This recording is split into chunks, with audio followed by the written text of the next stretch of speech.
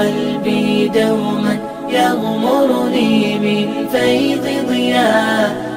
آيات المولى تدفعني نحو العليا، والكون الواسع في صدري أحضنه أرضا وسماء. يا ربي قد نلت منايا وبختم كتابك. السلام عليكم ورحمة الله وبركاته. أعوذ بالله من الشيطان الرجيم. بسم الله الرحمن الرحيم. الحمد لله رب العالمين. اللهم صل على سيدنا محمد وعلى آله وصحبه وسلم. ബഹുമാനം നിറഞ്ഞ മുഅ്മിനുകളെ, അൽഹംദുലില്ലാഹ്, നമ്മളുള്ളത് സൂറത്തുൽ കാഫിറൂനയിലാണ്. സൂറത്തുൽ കാഫിറൂനയുടെ പ്രാധാന്യങ്ങളും അതുമായി ബന്ധപ്പെട്ട വിവരങ്ങളും അത് ഇറങ്ങാനുണ്ടായ കാരണവുമാണ് കഴിഞ്ഞ ക്ലാസ്സിൽ പഠിച്ചത്. ഈ ക്ലാസ്സിൽ ഇൻഷാ അല്ലാഹ് അതിൻ്റെ അർത്ഥവും വിശദീകരണവും അത് നമ്മളുമായി എങ്ങനെ ബന്ധപ്പെടുന്നു എന്നും പഠിക്കാം. അല്ലാഹു തആല സഹായിക്കട്ടെ. ആമീൻ. ഒന്ന് ആദ്യം ഓതി നോക്കാം. അഊദു ബില്ലാഹി മിനശ് ശൈത്വാനിർ റജീം. ബിസ്മില്ലാഹിർ റഹ്മാനിർ റഹീം. ഖുൽ യാ അയ്യുഹൽ കാഫിറൂൻ ലാ അഅ്ബുദു മാ തഅ്ബുദൂൻ വലാ അൻതും ആബിദൂന മാ അഅ്ബുദു ولا أنا عابد ما عبدتم ولا أنتم عابدون ما أعبد لكم دينكم ولي دين. صدق الله العلي العظيم. എപ്പോഴും ഓതുന്ന സമയത്ത് തജ്വീദ് പരമാവധി പാലിക്കാൻ ശ്രമിക്കുക. അക്ഷരങ്ങൾ ക്ലിയറായി ഓതുക. പരിശുദ്ധ ഖുർആനിൻ്റെ ഓരോ അക്ഷരങ്ങൾക്കും 10 ഹസനത്ത് വീതം, 10 നന്മകൾ വീതം അല്ലാഹു തആല നമുക്ക് രേഖപ്പെടുത്തി വെക്കുന്നുണ്ട്. അപ്പോൾ ആ ഒരു ബോധത്തിൽ ഓരോ ഹർഫിനും 10 നന്മ എനിക്ക് കിട്ടണം എന്നുള്ളൊരു ബോധത്തിൽ 10 നന്മ രേഖപ്പെടുത്തുന്നതോട് കൂടെ തന്നെ 10 തെറ്റുകൾ പുറത്തു തരികയും 10 നന്മകൾ രേഖയിൽ എഴുതി ചേർക്കുകയും 10 ദറജകൾ ഉയർത്തി കിട്ടുകയും ചെയ്യുന്നുണ്ട് ഒരൊറ്റ ഹർഫ് ഓതുമ്പോൾ. അപ്പം നമ്മൾ ഖുർആൻ ഓതുന്ന സമയത്ത് ഹർഫുകൾ ശരിക്കും ഒളിവാവാതെ അത് ഇല്ലാതായി പോകുന്ന ഒരവസ്ഥ വരാൻ പാടില്ല. കൃത്യമായി അക്ഷരങ്ങൾ ഓതണം. പിന്നെ അക്ഷരങ്ങൾ ഇല്ലാതെയായി പോയാൽ അർത്ഥവ്യത്യാസം തന്നെ വരാൻ മതി. അപ്പോൾ അതൊക്കെ വലിയ അപകടമുള്ള വിഷയങ്ങളാണ്. പരിശുദ്ധ ഖുർആനെ സംബന്ധിച്ചിടത്തോളം ഖുർആൻ ഓതുന്ന ആളുകളെ ഖുർആൻ ചില സമയത്ത് ശപിച്ചുകൊണ്ടിരിക്കും എന്ന് പറയപ്പെടാറുണ്ട്. എന്ന് പറഞ്ഞാൽ കൃത്യമായി ശരിക്കും ഓതാതെ അർത്ഥവ്യത്യാസം വരുന്ന രൂപത്തിൽ, അതിലിന് ഗാഫിലീങ്ങളായി തെറ്റുകൾ വരുന്ന രൂപത്തിലൊക്കെ ഓതുമ്പോൾ നമ്മൾ വിചാരിച്ചതിനേക്കാളേറെ വിപരീത ഫലമാണ് അതിനുണ്ടാക്കുക. അപ്പോൾ ഓതുന്ന സമയത്ത് നമ്മൾ എന്ത് ചെയ്യണം? ഈ വിഷയത്തിൽ ശ്രദ്ധാലുക്കളാവണം എന്നുകൂടെ സാന്ദർഭികമായി ഉണർത്തുകയാണ്. അല്ലാഹു തആല നമ്മളെ സഹായിക്കട്ടെ. ആമീൻ. സൂറയുടെ അർത്ഥം പഠിക്കാം. ഖുൽ യാ അയ്യുഹൽ കാഫിറൂൻ. ഖുൽ, നമ്മൾ ഇതുവരെയുള്ള സൂറകളിലൊക്കെ പഠിച്ച ഒരു പദം തന്നെയാണത്. നബിയെ അങ്ങ് പറയുക. ഖാല എന്നതാണ് അതിൻ്റെ ഒറിജിനൽ ക്രിയ. ഖാല, പറഞ്ഞു. അതിൽ നിന്ന് വരുന്ന കൽപ്പനയുടെ ഒരു ക്രിയയാണ്, രൂപമാണ് ഖുൽ. നബിയെ അങ്ങ് പറയുക, പ്രഖ്യാപിക്കുക. യാ അയ്യുഹൽ കാഫിറൂൻ, ഏ സത്യനിഷേധികളെ. യാ അയ്യുഹ, ഒരാളെ വിളിക്കാൻ ഉപയോഗിക്കുന്ന ഒരു പ്രയോഗമാണത്. ഏ അൽ കാഫിറൂൻ, സത്യനിഷേധികളെ, അല്ലയോ സത്യനിഷേധികളെ.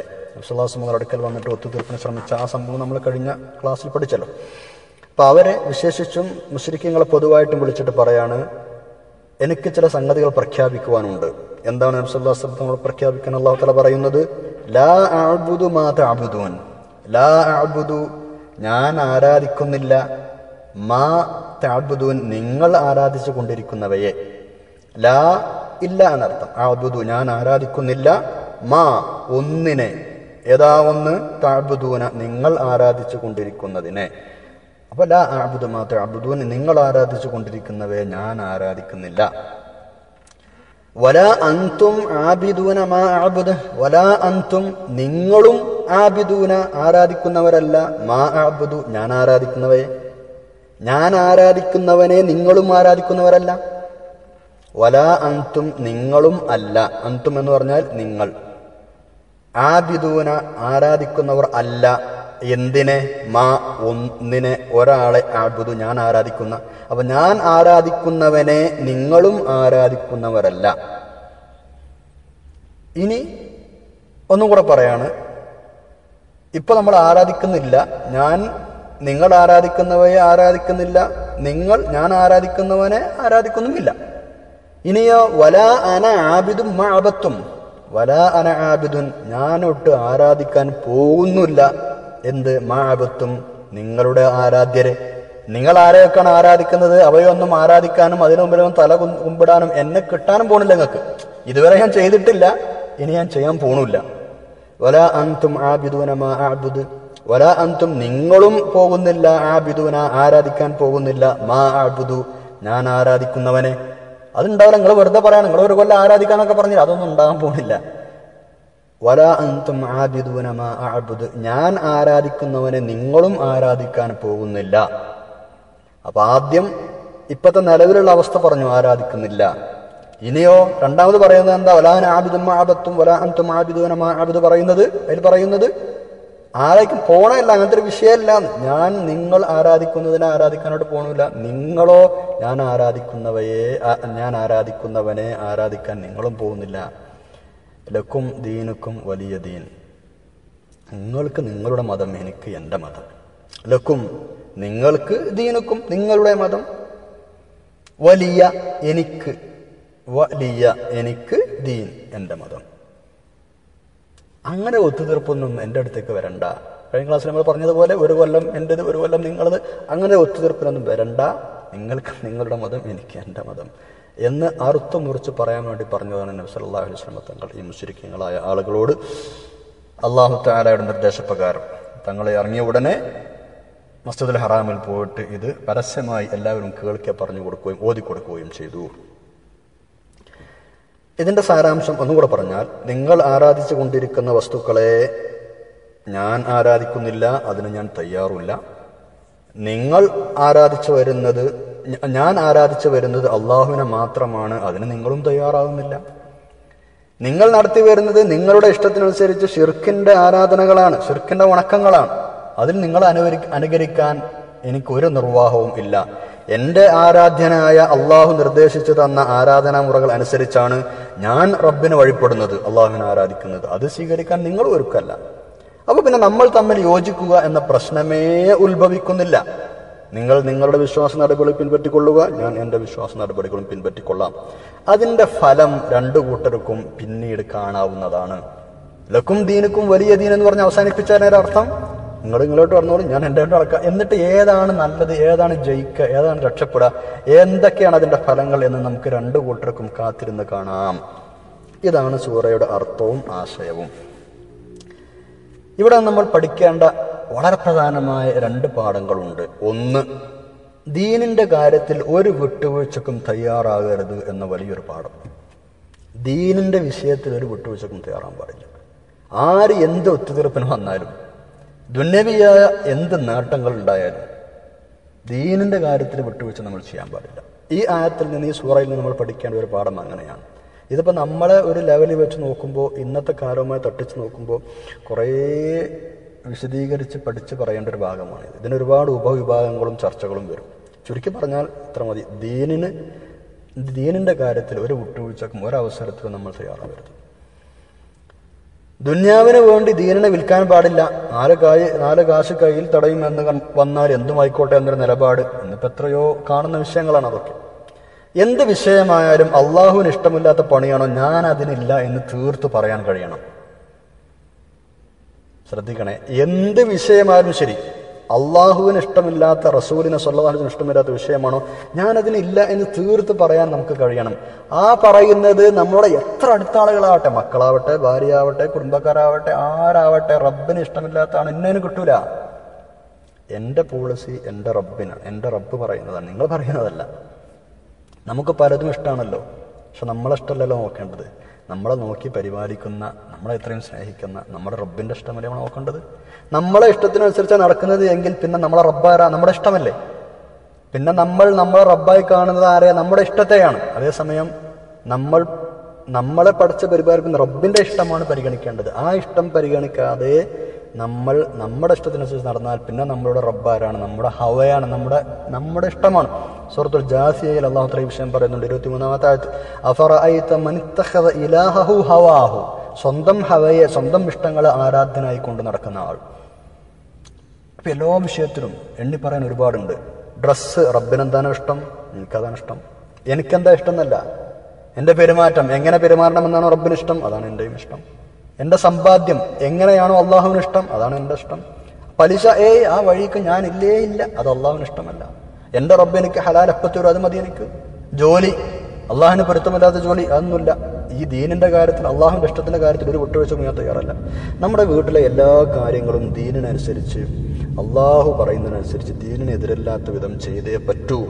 അങ്ങനെയല്ലെങ്കിൽ അതിൻ്റെ സമയം അതിക്രമിച്ചിരിക്കുന്നു. നമ്മുടെ വീട്ടിൽ എല്ലാ സംഗതികളും, കല്യാണമടക്കം എല്ലാ ചടങ്ങും, എല്ലാ മേഖലയിലും മാമൂലല്ലേ, ചെയ്തില്ലെങ്കിൽ മറ്റയാളെന്താ വിചാരിക്കുക, അതൊന്നും ഇവിടെ പ്രസക്തമല്ല.